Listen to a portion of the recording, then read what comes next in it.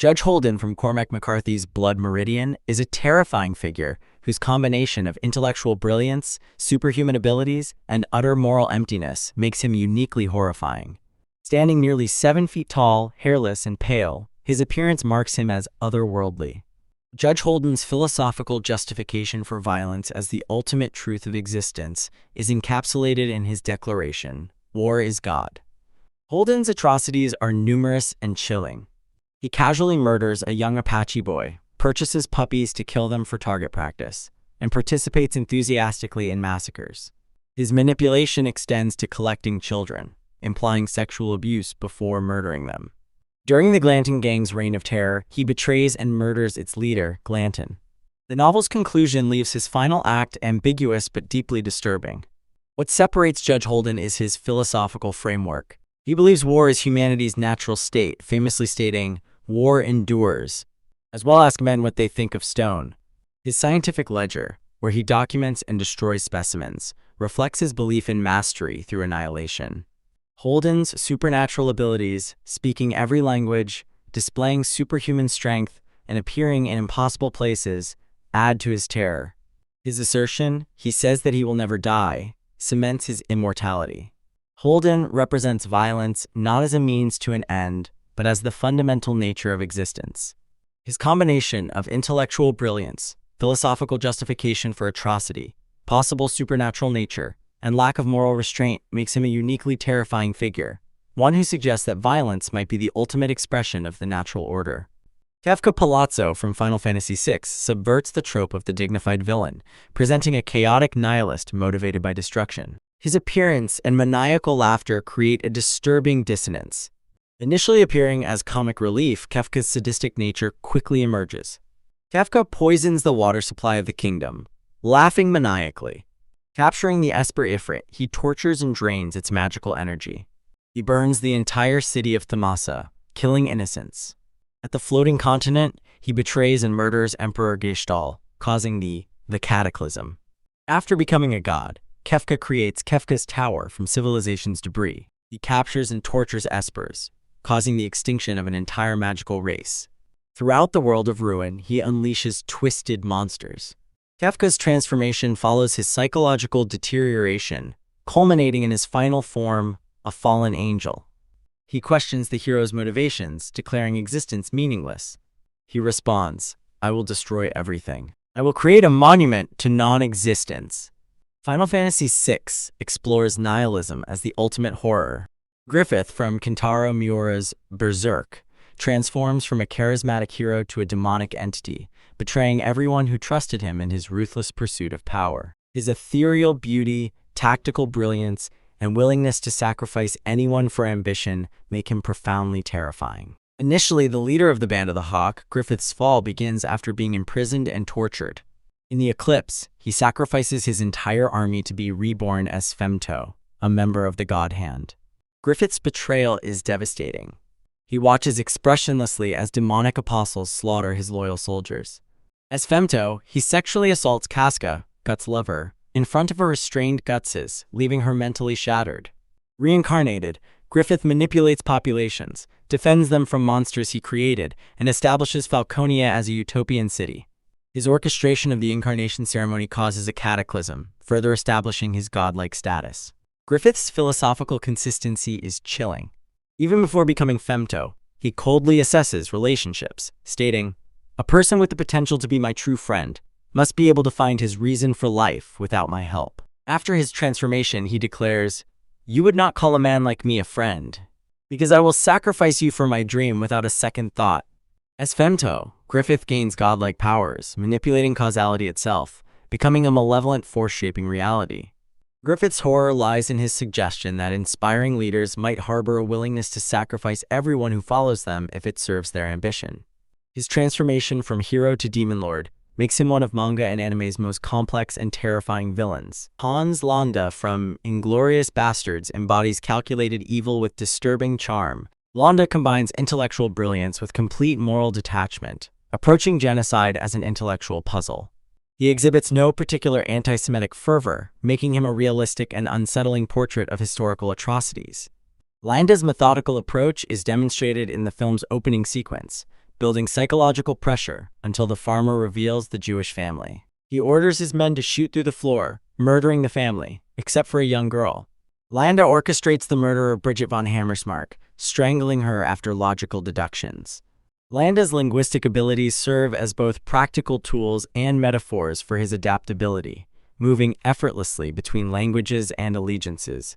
His charm and intellect distinguish him from one-dimensional villains. His negotiation for full immunity highlights his moral emptiness. His pride in professional excellence embodies the banality of evil. Tarantino created a villain who reminds us that history's greatest atrocities were committed by charming, intelligent people who chose not to apply their moral faculties. Homelander from The Boys represents a uniquely American nightmare, the corruption of patriotic iconography, celebrity culture, and unchecked power. Created as a dark parody of Superman, Homelander combines near-limitless physical power with profound psychological instability.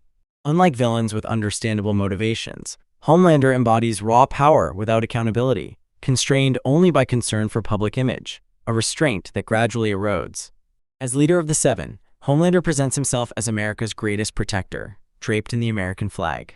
Behind this facade lies a sadistic, narcissistic sociopath created in a laboratory and raised without love or normal socialization. Throughout the series, Homelander commits numerous atrocities, using his heat vision to cut a plane in half, abandoning a civilian plane, forcing a woman to jump to her death, and murdering Madeline Stillwell. His psychological instability manifests in bizarre behaviors tied to deep mommy issues. Homelander's famous declaration, "I'm the Homelander. I can do whatever the FK I want," encapsulates his horror. Absolute power with no remorse. His relationship with his son Ryan reveals his inability to conceive of others as anything but extensions of himself. As he tells Ryan, "Everyone is weak compared to us. We're special. We can do whatever we want," revealing his core belief system, might makes right. The most terrifying aspect of Homelander is his gradual abandonment of the need for public approval. When he tells a frightened Starlight, "I am done trying to win over your hearts and minds. I am going to force you to love me," he articulates the fascistic impulse beneath his superhero veneer. Through Homelander, The Boys explores how patriotic imagery and celebrity culture enable monstrous behavior, making him one of contemporary television's most disturbing villains. Big Brother from 1984 represents the faceless embodiment of totalitarian power. His ambiguous existence heightens the horror, suggesting power has become a self-perpetuating system. The phrase, "Big Brother is watching you," has entered cultural lexicon as shorthand for intrusive surveillance. Big Brother exists as an image on posters and telescreens, reminding citizens they are watched. The totalitarian system inflicts numerous horrors, such as the Thought Police, Room 101, and the Ministry of Truth. The Junior Spies program encourages children to report their parents, destroying familial trust. Newspeak aims to make thought crime literally impossible. The 2 Minutes Hate and Hate Week ritualize rage against enemies of the state. Systematic sexual repression transforms natural desires into psychological weapons manipulated by the state. The inner party seeks power entirely for its own sake, torturing citizens to demonstrate control. The telescreens serve as the perfect metaphor for Big Brother's fundamental horror, the inescapable gaze of power. Orwell created a villain that transcends traditional characterization to embody systematic oppression, making him enduringly terrifying. Johan Liebert, the central antagonist of Naoki Urasawa's Monster, embodies nihilistic evil within an ordinary human framework. Unlike traditional villains driven by revenge or power, Johan orchestrates elaborate schemes to create despair, motivated solely by existential emptiness. His angelic appearance, blonde hair, blue eyes, and fine features, contrasts disturbingly with his actions. Johan's story begins as a seemingly innocent child saved by Dr. Kenzo Tenma, who later discovers Johan's murderous nature. This revelation launches Tenma's 9-year pursuit to stop the monster he inadvertently saved. Johan's atrocities are methodical and chilling. He manipulated the residents of the magnificent Steiner orphanage into murder-suicides, orchestrated a massacre in Ruenheim, and seamlessly adopted multiple identities to manipulate others. His ability to exploit psychological weaknesses is his true horror. He rarely kills directly, preferring to talk his victims into self-destruction. Johan's backstory reveals his involvement in the 511 Kinderheim experiment, designed to create perfect soldiers through abuse. Yet the series suggests these experiences shaped but did not create him. He was fundamentally different, a monster born rather than made, Johan's ultimate goal is the perfect suicide, erasing all traces of his existence. The other mother, also known as the beldam from Neil Gaiman's Coraline, weaponizes a child's emotional needs, making her predation deeply psychological. Unlike monsters who attack physically, she lures with love and apparent perfection, exploiting a child's longing for parental attention. The other mother appears as an idealized version of Coraline's real mother, but with unsettling button eyes. She creates a parallel world designed to appeal to Coraline's desires, a trap baited with emotional fulfillment. The other mother has consumed children, sewing buttons over their eyes, stealing their souls. Her true form emerges as her patience wanes, her skin becomes white, fingers needle-like claws, and her body spider-like. When Coraline refuses, the other mother imprisons her parents inside a snow globe. Her accomplices become grotesque puppets, demonstrating her control. Her chilling moment is when her facade cracks, revealing buttons and needles in her hands. The other mother lacks redemptive qualities, emerging as a skeletal creature made of needles and malice, hunting through the dark.